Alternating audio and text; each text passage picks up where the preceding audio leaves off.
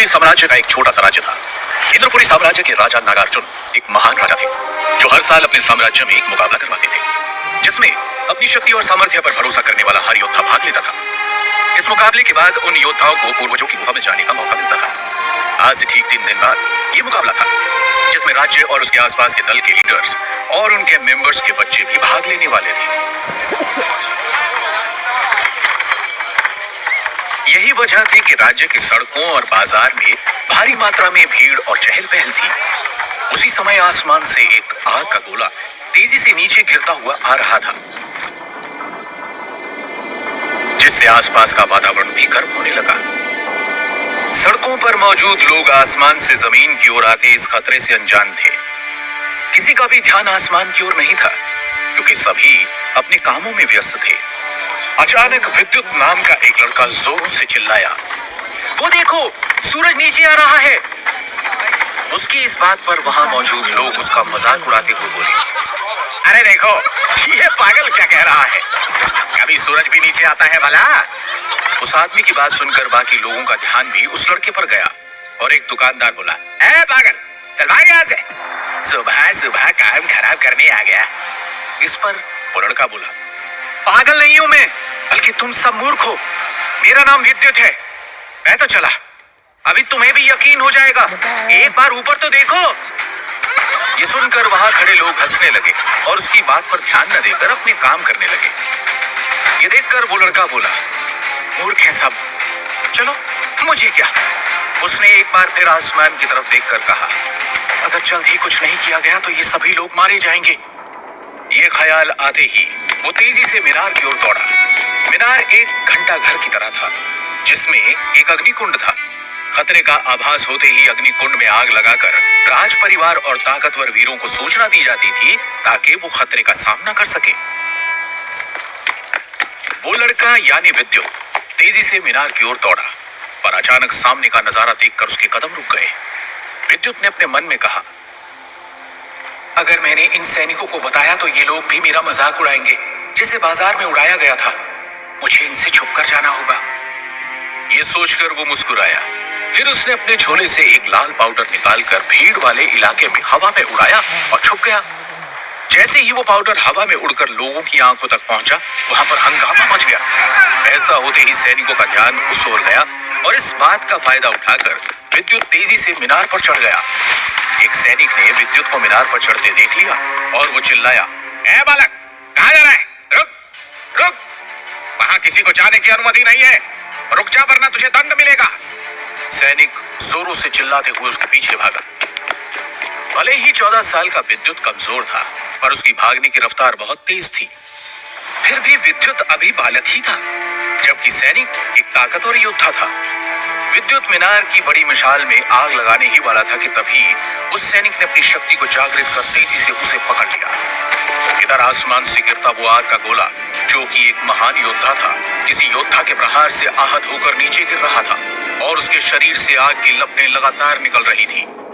नीचे आते हुए वो आग का गोला अब किसी इंसान की तरह लग रहा था। उसके शरीर से निकल रही आग की लपटों के कारण कोई आम स्तर का योद्धा अगर उसे देखता तो शायद वो उसे आग का गोला या उल्का पिंड ही समझता।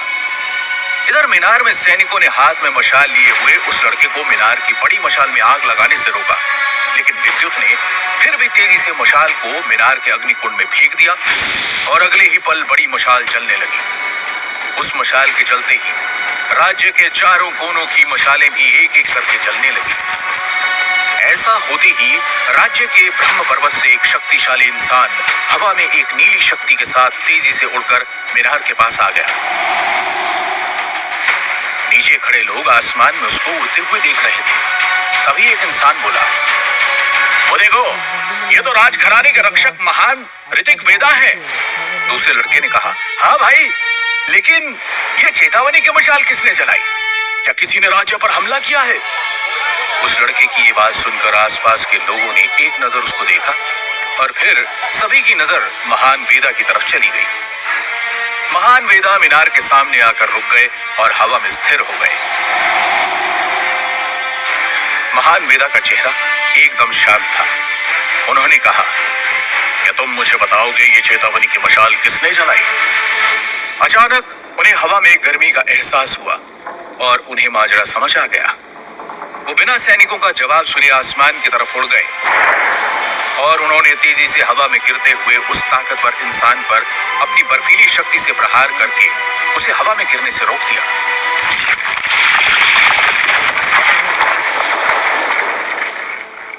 वेदा की शक्ति का असर इतना तेज था कि उनका शरीर एक नीली आभा से चमक रहा था। उनके शरीर से शक्तियां लगातार ऐसे निकल रही थी जैसे वो बहती हुई शक्तियों का कोई महासागर हो। ऋतिक वेदा एक जल मूल शक्ति के योद्धा थे। उनका स्तर एक एलिमेंट गॉड का था। उनकी इन्हीं लाजवाब शक्तियों के कारण उन्हें वाटर एलिमेंटल गॉड भी कहा जाता था। एक वक्त था जब महान वेदा सबसे शक्तिशाली सुपर 7 वॉरियर्स दल का हिस्सा थे। समय बीतने के साथ ही सुपर 7 वॉरियर्स दल के योद्धा अलग अलग हो गए, जिनमें से कुछ योद्धा रहस्यमय तरीके से गायब हो गए और कुछ ने लीडर और रक्षक की उपाधि ले ली थी। जैसे ही इंद्रपुरी साम्राज्य के रक्षक महान ऋतिक वेदा ने उस अग्नि शक्तियों से घिरे आदमी को बचाया, वैसे ही उस बूढ़े आदमी की शक्ति को महसूस कर वो समझ गए कि वो कौन था। ऋतिक वेदा ने अपनी आंखों को सिकोड़ते हुए उस बूढ़े आदमी को देखा और गंभीर होकर हल्के खींच भरे भाव में बोले, तुम क्या कभी एक जगह आराम से नहीं रह सकते? नीचे जमीन पर खड़े लोग ऋतिक वेदा और उस बूढ़े आदमी को हैरानी से देख रहे थे। तभी एक लड़का जो कि योद्धा के कपड़े पहने था, वो गुरूर भरी आवाज में अपने साथ खड़े मित्र योद्धा से बोला, देखना, लीडर रक्षक वेदा इसको अच्छा सबक सिखाएंगे। तभी उस लड़के का मित्र योद्धा बोला, मुझे ऐसा नहीं लगता। अगर ऐसा होता तो अब तक एक खतरनाक लड़ाई शुरू हो चुकी होती मेरे दोस्त, क्योंकि मुझे वो बूढ़ा आदमी कपड़ों और उसके शरीर से निकलती शक्तियों से कोई मामूली आदमी नहीं लग रहा है। वरना वो इतनी ऊंचाई पर क्या कर रहा था बताओ? ऐसा कहते हुए वो अपने दोस्त को हैरान करने में कामयाब हो गया था। इधर एक सैनिक हैरानी के साथ आसमान में देख रहा था और विद्युत को कसकर पकड़े था।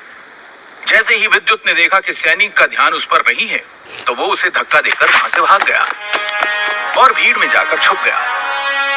विद्युत ने ये इतनी तेज रफ्तार में किया कि जब तक सैनिकों का ध्यान उसकी ओर जाता, उनकी नजरों के सामने बस सैकड़ों लोगों की भीड़ थी। उस सैनिक ने जब उस लड़के को चालाकी से अपने हाथों से निकलकर गायब होते देखा, तो उसका गुस्सा चरम सीमा पर पहुंच गया। वो गुस्से में कहने लगा, ये लड़का तो बहुत तेज निकला। अगली बार ये मीनार के आसपास में दिखा तो देखना मित्र, मैं उसके हाथ काट दूंगा। अपने साथी सैनिक की बात सुनकर दूसरा सैनिक हंसते हुए बोला, ये तुम सिर्फ कह रहे हो या करके भी दिखाओगे मित्र?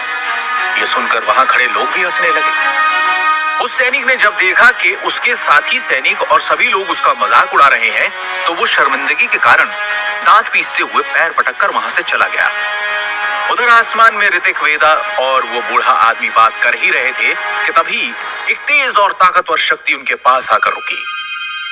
अचानक वहां आई खूबसूरत पंखों वाली उस लड़की को देखकर ऋतिक वेदा और उस बूढ़े आदमी का ध्यान उस ओर चला गया। उस लड़की को देखकर उस बूढ़े आदमी ने शातिर मुस्कुराहट के साथ कहा, ये लो, आ गई मुसीबत। मैं इसी से बचकर भाग रहा था। न जाने इस खूबसूरत लड़की को मुझ बूढ़े आदमी से इतना लगाव क्यों है। अचानक वहां एक तेज रोशनी आकर रुकी और सभी की नजरों के सामने एक सिल्वर रंग का टाइगर आया, जो शरीर से निकलती बिजली की तरंगों से बने पंखों के साथ हवा में उड़ रहा था। वो टाइगर नाराजगी से बोला, तुदुसी। उस टाइगर को देखकर वो खूबसूरत पंखों वाली लड़की के चेहरे पर मुस्कुराहट और आंखों में नाराजगी थी।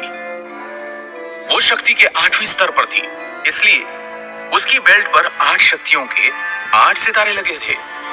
अगले ही पल वो लड़की अपनी मस्त अदाओं के साथ अपने सामने मौजूद 3 ताकतवर शक्तियों के बिल्कुल सामने आ गई। नीचे मौजूद सभी लोग उसके जिस्म को निहारने लगे। उसने लाल काले रंग के बहुत ही छोटे कपड़े पहन रखे थे, जिससे उसका गोरा शरीर साफ नजर आ रहा था। मदहोश निगाहें और खूबसूरत अदाओं के साथ वो लड़की हवा में अपने पंखों को धीमी रफ्तार से लहरा रही थी। इस लड़की का नाम था दुदुसी। ये अधर्मपुरी से थी, जिसे अब कालेश्वर के नाम से जाना जाता है, जो कभी एक देवस्थल हुआ करता था और शक्तियों के मामले में इस दुनिया का चौथा सबसे बड़ा रहस्यमय स्थान था। ऐसी 4 जगह हमारे देश में और थी। कालेश्वर राज्य के लीडर की छोटी बहन थी दुदुसी। जब दुदुसी ने देखा कि नीचे खड़े मामूली लोग उसके जिस्म को निहार रहे हैं, तो उसे बहुत बुरा लगा। उसने अपने 8 चक्रों को जागृत कर लिया, जिससे उसकी ऊर्जा इतनी बढ़ गई कि उन सब आम स्तर के लोगों और योद्धाओं की आंखों में जलन होने लगी। मजबूरन उन्हें अपनी आंखें बंद करनी पड़ी। उस समय किसी ने नहीं देखा कि भीड़ में मौजूद 2 आंखें अब भी उस लड़की को निहार रही थी। ये आंखें उस लड़के की थी जो मात्र 14 साल का था और अभी उसकी शक्तियां भी जागृत नहीं हुई थी। न जाने वो ये कैसे कर रहा था। इस बारे में कोई भी कुछ नहीं जानता था। आसमान में लीडर ऋतिक वेदा ने अपने सामने खड़ी दुदुसी को देखकर कहा, दुदुसी, अपनी शक्तियों को काबू में रखो, वरना। ऐसा कहते हुए उनके चेहरे पर नाराजगी थी। ऋतिक वेदा इससे आगे कुछ कहते कि तभी उनके सामने खड़ी दुदुसी ने उन्हें हंसते हुए रोककर कहा, वरना क्या, 2 मर्द और एक दिव्य रैंक का टाइगर मिलकर एक लड़की पर हमला करोगे? शर्म नहीं आती तुम सबको? ऐसा कहकर खूबसूरत जवान दुदुसी अपने बालों से खेलने लगी और फिर उसने मुस्कुराकर रक्षक वेदा की ओर देखते हुए कहा, अगर तुम चाहती हो कि मैं यहां से चली जाऊं, तो इस बूढ़े से कह दो कि मुझे वो अग्नि शक्ति ग्रंथ दे दे। दुदुसी की बात सुनकर वो बूढ़ा योद्धा सिल्वर थामा नाराजगी से बोला, ये मेरे जीवन की पूंजी है और मैं इसे अपने वारिस को ही दूंगा, तुम्हें नहीं। अगर मेरी शक्तियों पर सील नहीं चढ़ी होती तो मैं तेरी जुबान काट लेता, क्योंकि तेरी हैसियत ही नहीं है कि तू मुझसे ऐसे मुकाबला कर सके। उस वक्त हवा में उड़ रहे सिल्वर टाइगर के चेहरे पर भी नाराजगी थी। सिल्वर थामा की बात सुनकर दुदुसी मुस्कुराकर बोली, देखो मेरे पास वक्त नहीं है। मेरे लीडर ने मुझे आदेश दिया है कि मुझे इस ग्रंथ को किसी भी कीमत पर हासिल करना है। इसलिए लीडर ऋतिक वेदा, आप मेरे रास्ते में ना आए, वरना मैं इन सबको अंधा कर दूंगी। इतना कहकर दुदुसी ने अपनी शक्तियों को बढ़ाया, जिससे सैकड़ों लोगों के दर्द से कराहने की आवाजें आने लगी। ये देख वेदा ने अपने हाथ को हवा में हिलाया और वो ग्रंथ उनके हाथ में आ गया।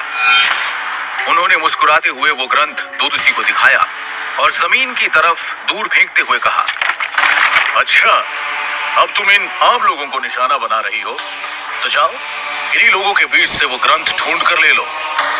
जब दुदुसी ने देखा कि वो ग्रंथ भूमि की ओर गिरने लगा, तो वो अपनी शक्तियों को वापस लेने लगी ताकि वो उस ग्रंथ को देख सके। लेकिन इस वजह से शक्तियों का असर लोगों से हट गया और लोगों को राहत मिल गई। इससे पहले कि दुदुसी उस ग्रंथ के पीछे भूमि पर जाती, रक्षक वेदा ने अपनी शक्तियों की मदद से एक सील बना दी, जिससे पूरे इंद्रपुरी साम्राज्य के ऊपर एक कवच बन गया। जिसे देख दुदुसी ने नाराजगी से कहा, क्या तुम मुझसे मुकाबला करना चाहते हो? लेकिन तभी उसकी आंखों में खौफ नजर आने लगा, क्योंकि मौके का फायदा उठाकर बूढ़े थामा ने भी हवा में हाथ लहराया और उनके हाथ से निकली शक्तियों ने एक बड़े धनुष का रूप ले लिया और उसका निशाना था दुदुसी। दुदुसी ने देखा कि अगर उसने एक कदम भी बढ़ाया तो वो हमले का शिकार हो जाएगी। वो समझ रही थी कि भले ही उसकी शक्तियों का स्तर उसके सामने खड़े दोनों योद्धाओं से ज्यादा था, लेकिन अगर दोनों योद्धा मिलकर उससे लड़ने लगे तो शायद वो बुरी तरह से जख्मी हो जाएगी। इसी कारण वो परेशान हो गई। अचानक उसका ध्यान सामने की ओर गया। रक्षक ऋतिक वेदा ने अपने चक्रों को जागृत करके अपने शरीर का रूप बदल लिया और एक बड़े ही भयानक शेर के रूप में आ गए। उनके शरीर से भयानक और ताकतवर शक्तियां निकलने लगी। ऋतिक वेदा ने नाराजगी से कहा, इससे पहले कि मैं अपने समझौते को भूल जाऊं, चली जाओ यहां से। जब दुदुसी ने देखा कि वो बुरी तरह से फंस चुकी है तो वो घबराने लगी और उसने अपने चेहरे पर यह भाव नहीं आने दिया। वो बोली, रुको, मैं जा रही हूं, मैं हार मानती हूं, और ध्यान रखना मैं लौटूंगी जरूर, और जब मैं लौटूंगी तो इस बूढ़े और उस ग्रंथ दोनों को साथ ले जाऊंगी। ऋतिक वेदा उसकी धमकी सुनकर इतना नाराज हो गए कि वो आगे बढ़ते हुए बोले, हम दोनों मिलकर इसे अभी खत्म कर देते हैं। उनके शरीर से शक्तियां बाहर निकलने लगी, लेकिन तभी उनके कदम पीछे खड़े बूढ़े थामा की आवाज सुनकर रुक गए। बूढ़े थामा गंभीर आवाज में बोले, हम उसे नहीं मार सकते। अगर हमने ऐसा किया तो एक महायुद्ध होगा और वो आएगा जिसका सामना भले ही हम सातों मिलकर कर ले, लेकिन एक बार फिर हजारों लोग मारे जाएंगे, इसलिए इसे जाने दो। ये देख ऋतिक वेदा, जो कि एक शेर के रूप में थे, तेज दहाड़ के साथ अपनी भारी आवाज में बोले, जाओ, चले जाओ यहां से, इससे पहले कि मेरा मन बदले। कहां गायब हो गया था वो लड़का विद्युत? क्या है उस अग्नि शक्ति ग्रंथ में? क्या दोदोसी फिर से लौट कर आएगी?